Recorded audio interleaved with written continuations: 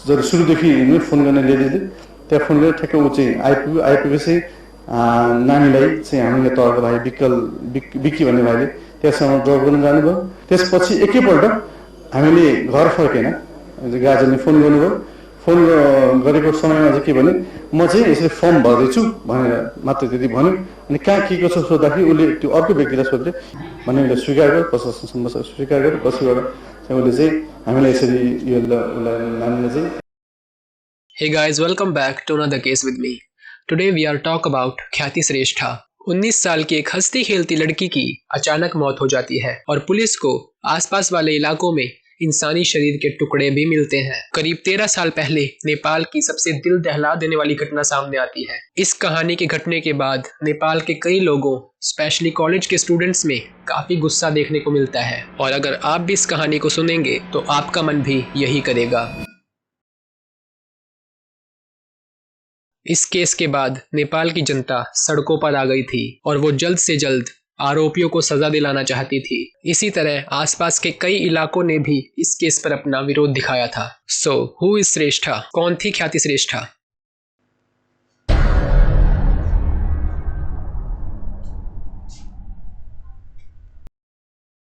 ख्याति श्रेष्ठा 19 साल की लड़की थी। वो नेपाल में अपने माता पिता के साथ एक किराए के घर में रहती थी। जिसके घर में वो किराए पे रहती थी वो बीरेन प्रधान का घर था। बीरेन प्रधान असल में भारत का रहने वाला था। वो भारत के दार्जिलिंग से लगभग 20 साल पहले नेपाल शिफ्ट हुआ था। बीरेन नेपाल में साइंस का प्रोफेसर भी बन चुका था। बीरेन काफी अच्छी खासी फैमिली से था। भारत में उसकी फैमिली काफी अच्छी खासी फैमिली में से एक थी और इसी के चलते बीरेन ने नेपाल में अपना खुद का घर खरीद लिया था। और क्योंकि बीरेन अपने बहुत बड़े घर में अकेला रहता था, इसीलिए बीरेन ने अपने घर में किराएदार बिठा लिए थे और ख्याति के माता पिता के साथ साथ बीरेन के घर में और भी किराएदार रहते थे। और क्योंकि बीरेन नेपाल में एक अच्छे कॉलेज में साइंस का प्रोफेसर भी बन चुका था, इसीलिए ख्याति के माता पिता ने बीरेन को ख्याति को ट्यूशन देने के लिए भी अप्रोच किया था और बीरेन इस बात के लिए मान भी गया था।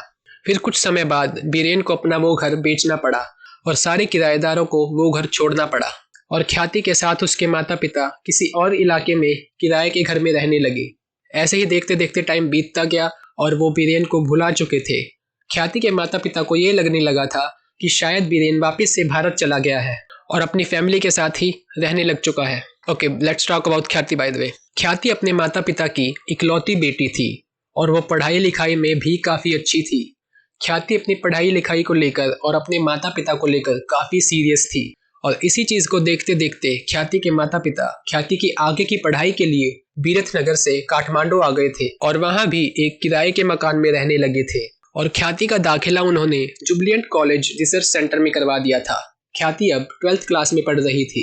ख्याति के माता पिता रहते भले किराए के मकान में थे, लेकिन ख्याति के माता पिता ने ख्याति के फ्यूचर के लिए काफी सेविंग्स कर रखी थी। इन सब के बीच 5 जून 2009 को ख्याति को उसके फोन पर एक मैसेज आता है और इस मैसेज में ख्याति को महिला पत्रिका की तरफ से 20,000 रुपए इनाम के बारे में बताया जाता है। और क्योंकि 2009 में लोग ऐसे झांसों में आसानी से फंस जाते थे, तो ख्याति भी ज्यादा कुछ नहीं समझ पाती और वो इस बात को लेकर बहुत खुश हो जाती है। इसके कुछ टाइम बाद ख्याति को उसके फोन पर एक कॉल आती है और उस कॉल में एक लड़की ख्याति को सेम मैसेज वाली बात दोबारा बताती है और वो उसे इनाम जीतने की बधाई भी देती है।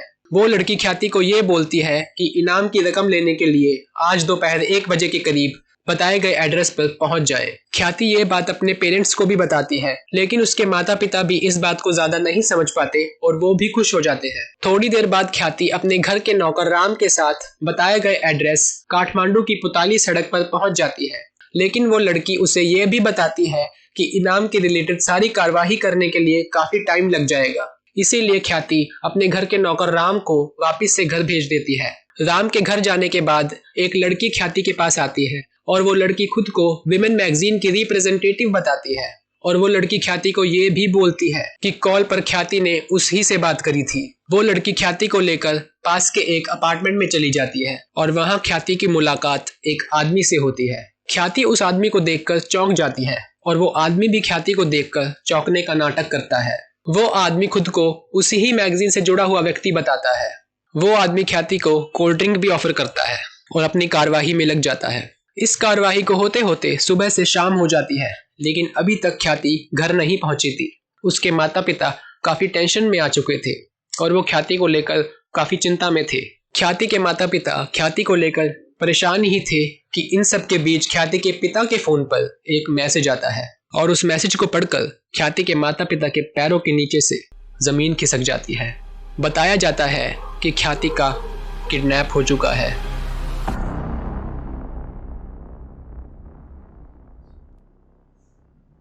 मैसेज में ये लिखा था कि ख्याति का किडनैप हो चुका है और अगर वो ख्याति की सलामती चाहते हैं तो जल्द से जल्द फिरौती के तौर पर 10 लाख रुपए का इंतजाम कर ले।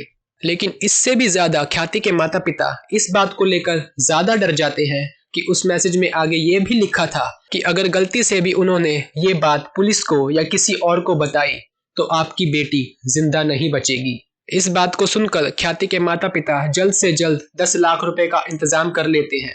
लेकिन किडनैपर ने सिर्फ 10 लाख रुपए इंतजाम करने को बोला था, ये नहीं बोला था कि पैसे लेकर कहां और कब आना है। तो ख्याति के पिता बार बार किडनैपर को फोन करते हैं और मैसेजेस करते हैं, लेकिन किडनैपर का कोई भी रिस्पॉन्स नहीं आ रहा था। कॉल का इंतजार करते करते शाम से सुबह हो जाती है, लेकिन अभी तक किडनैपर का कोई भी रिस्पॉन्स नहीं आया था। इसी बीच ख्याति के पिता के फोन पर एक मैसेज आता है और उस मैसेज में बताया जाता है कि पैसे लेकर बुटवाल पहुंच जाओ। ख्याति के माता पिता काठमांडू में रहते थे और काठमांडू से बुटवाल की दूरी करीब 270 किलोमीटर की थी। ख्याति के माता पिता बिना टाइम वेस्ट किए बुटवाल पहुंच जाते हैं और बुटवाल पहुंचकर वो किडनैपर को मैसेज करते हैं कि वो बुटवाल पहुंच चुके हैं, बताओ पैसे लेकर कहां आना है। पहले तो किडनैपर थोड़ी देर इंतजार करने को बोलता है, लेकिन फिर बाद में किडनैपर मैसेज करता है कि पैसे बुटवाल नहीं, तुम लोगों को चितवन पहुंचाना होगा। अब बुटवाल से चितवन की दूरी 160 किलोमीटर की थी और ख्याति के माता पिता बिना कोई ब्रेक लिए चितवन के लिए निकल जाते हैं और वो चितवन पहुंच भी जाते हैं। चितवन पहुंचकर वो किडनैपर को मैसेज करते हैं कि वो चितवन पहुंच चुके हैं, बताओ पैसे लेकर कहां आना है। थोड़ी देर बाद किडनैपर का मैसेज आता है और किडनैपर उन्हें ये बोलता है कि पैसे चितवन नहीं, तुम्हें सुनौली पहुंचाना होगा। अभी चितवन से सुनौली की दूरी भी करीब 160 किलोमीटर की थी। Oh my God. ख्याति के माता पिता आखिरकार सुनौली भी पहुंच जाते हैं और यहाँ भी किडनैपर उन्हें फिर से वही बात दोबारा बोलता है कि तुम्हें पैसे सुनौली नहीं, दार्जिलिंग पहुंचाना पड़ेगा, यानी इंडिया। अब सुनौली से दार्जिलिंग की दूरी करीब 650 किलोमीटर की थी, लेकिन ख्याति के माता पिता के लिए ज्यादा मुश्किल वाली बात ये थी कि उन्हें भारत का बॉर्डर पार करना था और इन सब के बीच ख्याति के माता पिता के साथ उनका नौकर राम भी शामिल था। पर ख्याति के माता पिता बिना खाए पिए दार्जिलिंग भी पहुंच जाते हैं, लेकिन फिर से एक बार उन्हें दूसरी जगह आने को बोला जाता है और इस बार उन्हें पैसे लेकर काकरबिट्ठा आना था, यानी उन्हें फिर से नेपाल आना था। ख्याति के माता पिता की लगातार सफर करने से हालत बहुत खराब हो चुकी थी, लेकिन फिर भी बेटी के बारे में सोचकर ख्याति के माता पिता जल्द से जल्द काकरबिट्ठा भी पहुंच जाते हैं और 100 किलोमीटर का सफर तय करने के बाद वो काकरबिट्ठा पहुंचते हैं। काकरबिट्ठा पहुंचने के बाद वो यही सोच रहे होते हैं कि इस बार किडनैपर फिर से उन्हें दूसरी जगह आने को बोलेगा, लेकिन इस बार किडनैपर ख्याति के माता पिता को एक होटल का पता देता है और किडनैपर ख्याति के माता पिता को ये भी बोलता है कि उन्हें वहां पर एक आदमी मिलेगा। ख्याति के माता पिता बताए गए एड्रेस पर पहुंच जाते हैं और किडनैपर को मैसेज करते हैं। थोड़ी देर बाद किडनैपर का मैसेज आता है और वो ये बोलता है कि होटल के अंदर पैसों का बैग लेकर सिर्फ राम को भेजो, तुम दोनों सिर्फ गाड़ी के अंदर ही बैठे रहो। और राम जब पैसे देने होटल के अंदर जाता है तो उसे वहां पर एक आदमी मिलता है। वो आदमी राम से सारे पैसे ले लेता है। राम उस आदमी को पहचान लेता है, लेकिन वो उसे इग्नोर कर देता है और वापस चला जाता है। उधर ख्याति के माता पिता राम को अकेले को देखकर चौंक जाते हैं, क्योंकि ख्याति उन्हें अभी तक नहीं मिली थी। लेकिन थोड़ी देर बाद किडनैपर के द्वारा मैसेज में ये बताया जाता है कि आपकी बेटी सही सलामत आपके घर पहुंचा दी जाएगी, इसीलिए तुम वापस से अपने घर चले जाओ। ये पढ़कर ख्याति के माता पिता वापस से काठमांडू की ओर चले जाते हैं और काफी देर तक अपनी बेटी का इंतजार करते हैं, लेकिन उनकी बेटी अभी तक घर नहीं पहुंची थी। काफी देर इंतजार करने के बाद ख्याति के पिता किडनैपर को मैसेज भी करते हैं, लेकिन काफी देर बीतने के बाद और पैसे मिलने के बाद किडनैपर का कोई मैसेज या कोई कॉल नहीं आती है और इस बात को लेकर ख्याति के माता पिता बहुत ज्यादा परेशान हो जाते हैं। काफी देर तक ये टॉर्चर बर्दाश्त करने के बाद ख्याति के माता पिता आखिरकार पुलिस के पास चले ही जाते हैं और इस किडनैपिंग की सारी खबर पुलिस को दे देते हैं और पुलिस भी जल्द से जल्द इस सारी छानबीन में लग जाती है। काफी दिन छानबीन करने के बाद भी पुलिस को कुछ भी पता नहीं चल रहा था और इस बात से ख्याति के माता पिता का बुरा हाल हो चुका था। इसी बीच पुलिस को आसपास वाले इलाकों में इंसानी लाश के टुकड़े मिलने की खबर भी मिलती है। किसी इलाके में पुलिस को इंसानी हाथ के टुकड़े मिलते हैं तो किसी इलाके में इंसानी पैर के।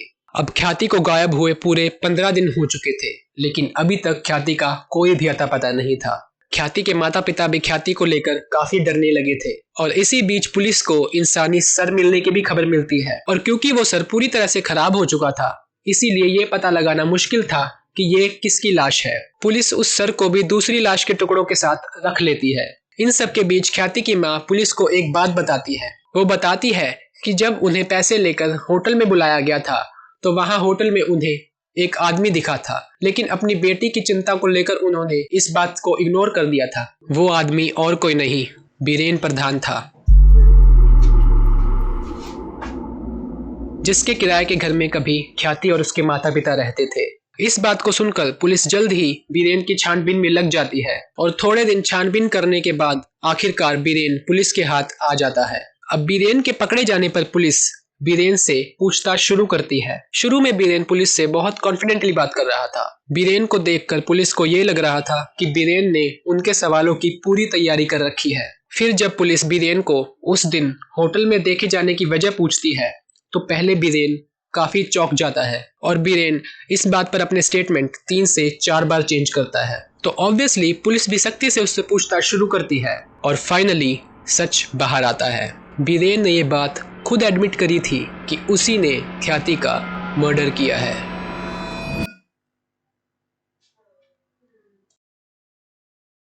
बीरेन बताता है कि इंडिया में उसका परिवार काफी खुशहाल परिवार में से एक था। उनका परिवार फाइनेंशियली भी बहुत स्ट्रांग था और उनको किसी चीज की कोई जरूरत नहीं थी, लेकिन फिर भी बीरेन अपने पैरों पर खड़ा होने के लिए नेपाल चलाया था और वहां एक अच्छे खासे कॉलेज में साइंस का प्रोफेसर भी बन चुका था। अब बीरेन भी नेपाल में अच्छा पैसा कमाने लगा था और इसी के चलते नेपाल में उसने अपना बहुत बड़ा घर खरीद लिया था। बीरेन की लाइफ बहुत अच्छी चल रही थी, लेकिन बीरेन मजे के लिए एक दिन कसिनो में जुआ खेलने के लिए चला गया और यही मजा धीरे धीरे उसकी आदत बन गई। क्योंकि बीरेन के पास पैसों की कोई कमी नहीं थी, इसीलिए वो रोज जुआ खेलने लग चुका था। अब धीरे धीरे बीरेन अपना पैसा हारने लगा था। अब उसने अपने दोस्तों और अपने जान पहचान वालों से पैसे उधार लेना भी शुरू कर दिया था और वो सारा पैसा उधार लेकर जुआ खेलता था।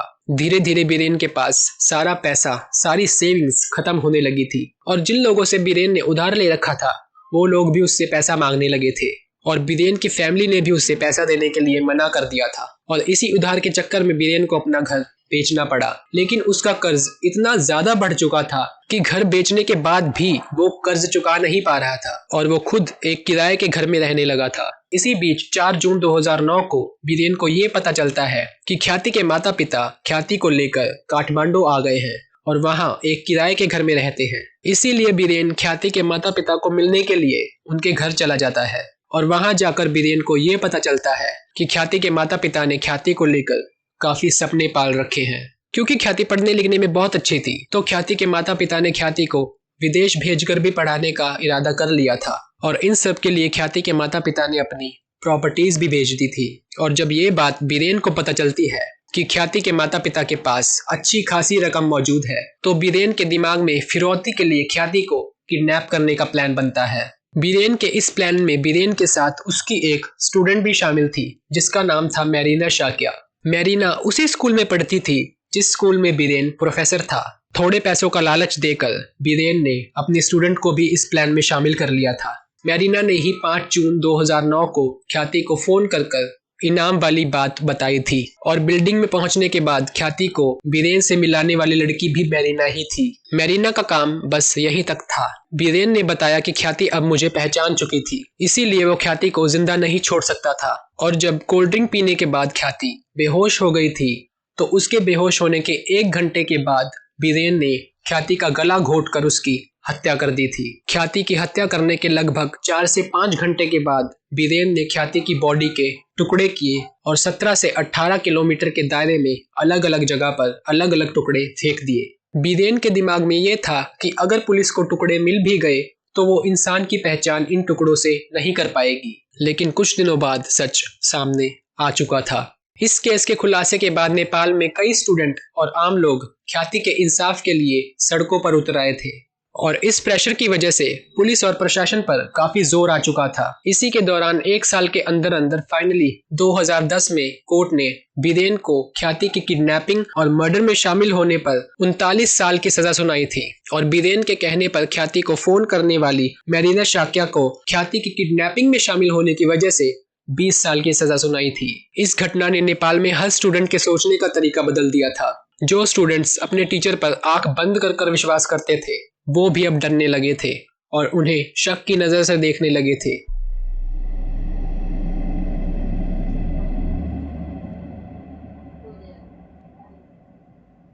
I hope you enjoy this video guys.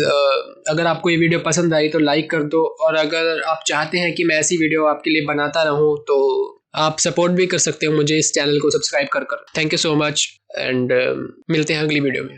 Thank you.